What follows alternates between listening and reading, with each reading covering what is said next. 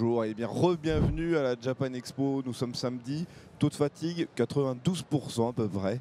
Et je reçois Ted Etienne, comment tu vas? You're welcome. Bah ça va, je sors d'une session de JDR juste à côté là avec les copains et bah ma foi tu m'as dit oh putain ça ferait plaisir qu'on ait un petit interview. J'ai vu que vous veniez d'Angers, ma région, moi je suis du Mans, on s'est dit bon on est obligé de se faire un petit quelque chose. Ben oui, en plus on retarde tes vacances qui est censé arriver genre à partir de 17h. Ouais mais c'est pas grave, tu sais quoi, c'est pour le plaisir d'être ensemble donc ça va. Exactement. Et alors du coup, est-ce que tu peux nous dire un peu qui tu es, qu'est-ce que tu fais dans la vie et qu'est-ce qui t'amène à être à la Japan Expo aujourd'hui? Yes, bien sûr. Alors, bonjour à tous et à ceux qui ne me connaissent pas. Je m'appelle Ted Etienne, je suis principalement comédien. Vous avez pu me voir dans plusieurs films comme OSS 117.3, Le Dernier Astérix, Barbac avec Fabrice Eboué. Très récemment dans le film Les Condés, qui a très bien marché au cinéma. On a fait 560 000 entrées, donc il y aura un deuxième qui sera en tournage l'année prochaine. Donc ça, c'est cool. Vous avez pu me voir dans des séries, entre autres Brocéliande avec Nolwenn Leroy, D'Argent et de Sang avec Vincent Lindon. Bref, je suis pas mal, même là, très récemment, le remplaçant avec Joe Star. Mais les gens me reconnaissent surtout pour les caméras cachées que je fais avec Greg Guillotin, principalement, ou alors le stream quand j'étais sur Twitch, voilà, et donc c'est là-dessus que les gens m'arrêtent. Mais là aujourd'hui, du coup, un peu le stream n'existe plus aujourd'hui. Feu le stream, feu, ouais. Mais donc du coup, tu es plutôt avec Greg Guillotin là en ce moment. Oui, et puis après, je suis sur pas mal de Twitch des copains, tu vois. J'ai fait l'émission Boat récemment de Zerator. Je suis pas mal avec les joueurs du dimanche, Max Hildan, Anfelos et Marie Grandjeu. Bref, on peut encore me voir dans pas mal d'endroits, comme j'ai beaucoup de copains, donc ça c'est cool. Et comme je te disais, aujourd'hui, on m'a invité à la Japan pour du JDR, parce que principalement aussi on me connaît pour ça, pour Hook dans Table Quest, ou alors l'agence que je fais avec l'Incus, ou alors Game of Thrones, j'ai fait également voilà, plusieurs apparitions, enfin bref, on est sur plein de tableaux différents et tout se passe très très bien. Mais oui, mais c'est marrant parce qu'en plus dans ta carrière, rien ne te lie en direct avec la pop culture. Là, comédien, ça reste un truc plutôt normal, on va dire quoi. Qu'est-ce qui t'a amené d'une part à jouer au JDR et d'autre part à retomber après derrière sur le stream et tout quoi? Bah on va dire que le JDR avant c'est une pratique surtout un peu de nerd dans le sens où on devait se cacher pour y jouer quoi. On était vraiment les gens un peu obscurs. Ah quoi, vous allez lancer des dés toute une soirée, vous allez vivre une aventure, oh là là, je suis un nain, là la lalou. Enfin bref, on se foutait de notre gueule. Et en fait Critical Role est arrivé aux États-Unis et nous en France on a eu la chance d'avoir La Bonne Auberge dans un premier temps, puis AlphaCast qui est arrivé pour faire Table Quest, et on a montré au monde entier surtout que au final on n'était pas des guignols, on était des gens normaux qui vivons en fait à travers d'un jeu une histoire qui nous sort de notre vie habituelle et qui nous permet effectivement de vivre des aventures et de faire des choses qu'on n'a pas l'habitude de faire dans le monde réel, tu vois, un peu comme un jeu vidéo. Et c'était intéressant justement de faire cette liaison là, et on a montré surtout sur Twitch voilà la mesure, et on a eu énormément de personnalités du milieu qui ont voulu en faire, MV principalement, Avamine, bref tous les copains, JDG, enfin bref on a eu de la chance d'avoir beaucoup de ténors du milieu, Zerator qui nous a rejoint après, Trivia ensuite, et qui ont soutenu en fait la cause du JDR et qui ont popularisé un peu ce milieu, et on s'en félicite, tu vois, de se dire que maintenant Octogone vraiment explose en termes de score. Je pense qu'on n'est pas anodin à tout ça, que le JDR a explosé aussi, on n'est pas anodin à tout ça, et l'information principale c'est que on était surtout et avant tout une bande de copains qui voulaient jouer et montrer le JDR aux gens, et on a eu la chance que Alpha était quelqu'un quand même de très reconnu dans le milieu, donc les sponsors n'ont pas trop chouiné à nous rejoindre, tu vois, et ça nous a permis de faire la magnifique émission que les gens connaissent, Table Quest, et donc voilà. Mais c'est marrant parce qu'en plus là, la pop culture aujourd'hui est de plus en plus admise, on va dire, ou en tout cas devient de plus en plus la norme au final. Et du coup, le jeu de rôle, qui est aussi une activité purement de la pop culture, purement nerd, etc., est aussi de plus en plus accepté. J'ai l'impression aussi que ce type d'émission donne l'envie à des randoms ou à des casus de se mettre dedans, et puis d'avoir cette liberté-là et la possibilité de le faire. Grâce à ce type d'émission, c'est ça qui est bien aussi. Oui, c'est surtout que je pense qu'on a aussi popularisé une classe de gens. C'est-à-dire que vraiment les geeks, on était, enfin je ne sais pas de quelle génération t'es, moi je suis de la génération 90, moi aussi. tu vois, on est un peu dans la même veine et en fait je me souviens que ceux qui jouaient aux jeux vidéo vraiment étaient mis de côté, ceux qui jouaient aux cartes étaient mis de côté, ceux qui faisaient du JDR étaient mis de côté et aujourd'hui, regarde la Japan. Elle explose, elle dégueule de monde. Quand je vois le rapport homme-femme, homme-homme, femme-femme, tu vois. Bref, le geek n'est plus du tout mis à l'écart. Au contraire, des fois on le cherche parce que justement le jeu vidéo, c'est aussi un lien entre nous dans le couple. Pareil pour le JDR, le jeu de société, des choses comme ça. Enfin, tu vois, c'est-à-dire que le gamer d'hier, qu'on montrait du doigt en mode ah regardez-moi ce tocard, et moi par contre regardez je fais du sport, putain c'est vraiment pas mal, nanana. Bah maintenant c'est plutôt l'inverse. C'est-à-dire que le geek a chamboulé vraiment totalement la hiérarchie et limite celui qui fait du sport on est un peu en mode bah, il en fait trop quoi. Ouais c'est un peu ça, il en fait trop alors que regardez venez on va se faire une petite partie de Seven Wonders et ça va être trop bien et c'est vraiment cool. Mais justement est-ce que tout l'esprit un peu geek des époques 90-2000 est-ce que justement il devient pas aujourd'hui un peu trop casu et qu'on perde un peu l'esprit geek de l'époque on va dire quoi. Non bah, non, je pense pas. Le but, c'est qu'on joue.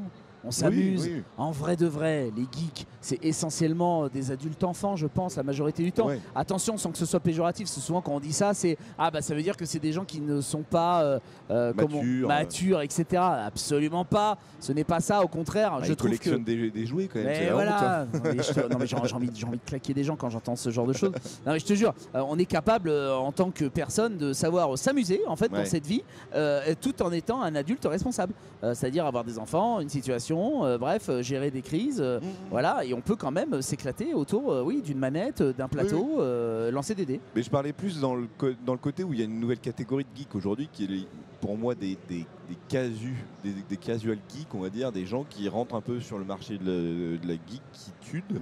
Et du coup, plein de gens, que ce soit dans le jeu vidéo, que ce soit dans le cinéma, que ce soit dans les jeux de société, etc., prennent ce marché-là juste pour convenir à cette catégorie de geeks-là et qui représente une majorité au final. Quoi. Tu crois? Moi, je pense qu'en vrai, ce qui s'est rajouté de manière plus forte dans le geek, c'est l'univers des mangas.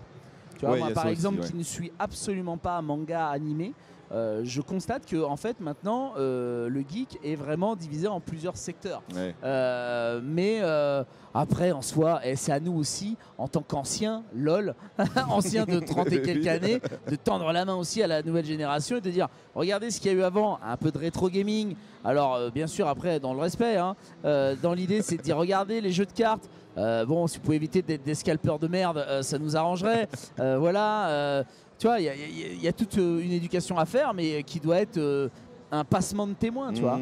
Et je pense que c'est ça. Et en vrai, je pense que la majorité des gens qui sont ici sont dans cette dynamique. Oui, c'est vrai. Tu vois, par exemple, là, je vois papa avec sa gamine, tu vois, je me dis, bah c'est cool. Ce soir, ils vont pouvoir parler et partager quelque chose. Tu vois, et c'est ça que moi que je trouve fort dans ce genre de festoche. Oui, non, mais c'est ça qui est bien, oui, c'est clair. Et puis en fait, la geekitude, on va dire, en tout cas des événements comme la Japan Expo est aussi un type d'événement vers l'ouverture, vers la connaissance et la compréhension de ce type de culture-là qui, à une époque, était absolument pas accepté, quoi. Ouais, bien sûr, mais rien que la politique du cosplay. Enfin, là, par exemple, ici à la Japan, on peut voir énormément de gens cosplayer. Qui ne peuvent pas le faire dans la vraie vie, entre guillemets, c'est-à-dire dans la rue, vraiment avec leur cosplay, des vêtements qu'ils aiment réellement. Bon, bah, c'est vrai que dans d'autres pays, c'est peut-être un peu plus toléré, on va dire. Tu vas en Angleterre, à Londres, tu peux être habillé comme un sgeg, les gens n'en ont rien à branler, tu vois. C'est en mode, il kiffe sa vie, ouais, bah tant mieux, voilà, c'est bien, c'est ce qu'il faut. Mais tu vois, par exemple, les cosplays aussi, je trouve que alors, il n'y a peut-être pas un lien de causalité, mais je pense qu'il y a encore une fois beaucoup plus d'ouverture d'esprit avec des mouvements, les queer ou les drag queens ou les trucs comme ça, où justement, au bout d'un moment, tu vas chercher une liberté et le cosplay est une forme de liberté comme les drag queens ou les trucs comme ça. Quoi, tu vois. Et c'est surtout une magnifique, je dirais, émancipation. Le cosplay, enfin moi pour avoir assisté à pas mal de concours de cosplay, pour connaître des copines, Bahamut, anciennement Sunday aussi qui faisait du cosplay, enfin bref, c'est vraiment un art. Tu vois, on peut parler d'art, tu vois. On n'est pas dans du déguisement, la plupart des gens pour nous se foutre de notre gueule sont en mode ah regardez ils se déguisent bien les tocards. Mais t'es en mode, alors bon, le déguisement, les tocards, va le créer déjà. C'est ça, c'est que du DIY à chaque fois. Ouais, non mais c'est un truc de fou. Les heures passées, la sueur dépensée, trouver comment le truc électronique va marcher pour que tu puisses le foutre dans ton armure de policienne, qu'elle soit légère. Et enfin bref, j'utilise pas les bons termes de matériaux, mais dans l'idée, voilà. Et le cosplay, moi je trouve, c'est l'âme de ce qu'on appelle aujourd'hui nos festivals. Tu vois, moi par exemple, je vois là des cosplayers qui passent devant nous. Je me dis, tu vois, sans eux, ce serait fade. Tu vois, de voir que des mecs et des nanas habillés normalement comme dans la vie de tous les jours, ok, bon, pourquoi pas. Mais c'est bien de voir de temps en temps des cosplayers qui sont là pour animer et rendre ça vivant. C'est la nature même des événements de ce type-là, pop culture et tout. C'est les déguisements, c'est les cosplays, c'est tout ça. Oui, t'enlèves ça à la Japan Expo ou à Japan Tour Festival, oui, bah forcément, ça fait plus bizarre. Quoi, on se dit, il manque un truc. Juste, je voudrais revenir aussi avec toi sur ton expérience sur le stream et après, je te laisse partir en vacances. T'inquiète. Une fois qu'on est posé, on est bien. Hein. Oui. Mais sur ton expérience, le stream, du coup, comment tu as vécu la fin du stream? Parce que tu étais un acteur un peu important quand même dans la diffusion. Ouais, bah sur les dernières années. Moi, je suis arrivé sur les 3 dernières années du stream. Donc, ma foi, comment on vit une fermeture? Toujours un déchirement, c'est la fin d'une colonie de vacances, les copains sont là, si on n'entretient pas les relations, les copains ne seront plus là. Enfin, tu vois, moi c'est ce que je vois en fait. Pour moi, la fin de le stream, c'était presque la fin d'un tournage de film. C'est-à-dire que si tu n'entretiens pas les relations, tu les revois plus les gens. Et donc, moi je sais que j'ai gardé une relation très forte avec Jiraya, avec Maxildan, Rofelos, Sunday, enfin bref, des Genius aussi, Marie Palo. Beaucoup de gens, mon Zoulou qui est venu me voir il y a quelques secondes là-bas pour me faire une petite bise. Enfin, tu vois, on a gardé quand même ce contact en mode on s'abandonne pas, quoi, tu vois, parce que il a fallu aussi rebondir. Le problème de la fermeture de ce genre de programme, c'est que la majorité d'entre nous avaient tout misé dessus. Moi non, puisque j'étais comédien et donc j'avais la chance d'avoir un autre parachute qui me permettait d'être un peu plus tranquille mentalement. Mais waouh, je peux te dire que quand on a annoncé la fin du stream, on le savait à peu près 2-3 mois avant.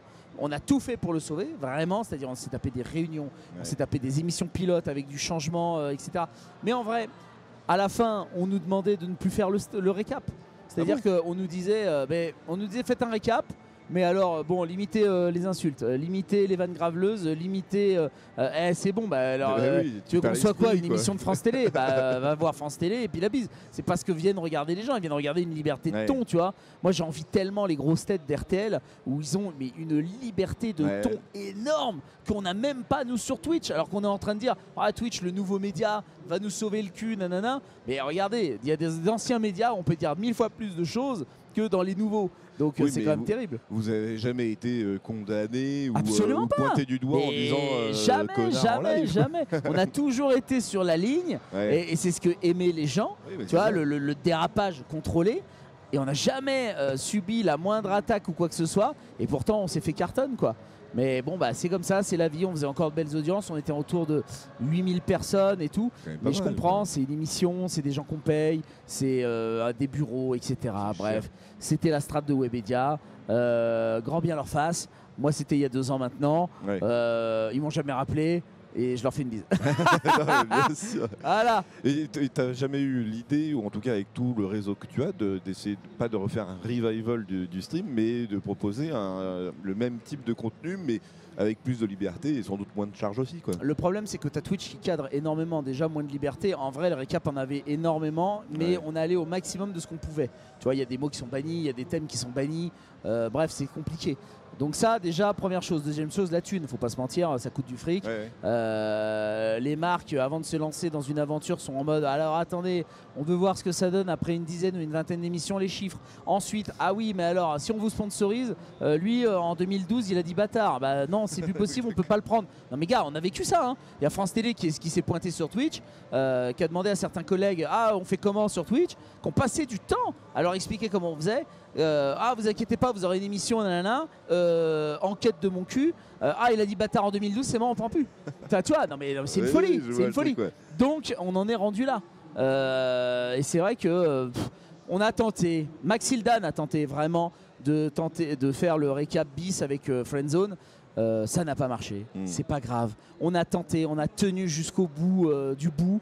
On faisait quand même, avec Friendzone, voilà, on était quand même à 1000, ce qui est quand même pas dégueu, 1000 sur Twitch aujourd'hui. Oui, grave. Mais bon, voilà, ça coûte trop d'argent, c'est compliqué. Ah ben oui, non mais je comprends. Eh ben écoute, je vais te laisser partir en vacances. Ouais. Merci beaucoup en tout cas d'être venu nous voir avec ton planning un peu tendu.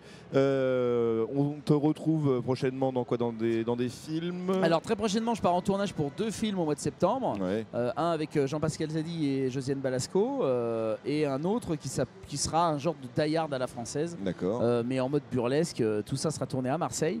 Et donc je pars le mois de septembre et octobre. Et on va sans doute se refaire une petite caméra cachée avec Greg. Je vous fais une petite exclue là-dessus. Bref, je vous dis pas qui, quoi, qu'est-ce. Mais vas-y, c'est une exclue. Non, parce qu'après on va se faire niquer et on va perdre encore de la thune. Donc c'est chiant. La thune, le nerf de la guerre. C'est terrible, mais il faut bien en prendre conscience. Oui. Voilà. Ok, bah nickel. On te retrouve aussi sur les réseaux sociaux. Ah bah Ted Etienne, Instagram principalement. Je vais pas vous mentir que en vrai ça vous coûte rien de s'abonner, hein, un petit follow, let's go.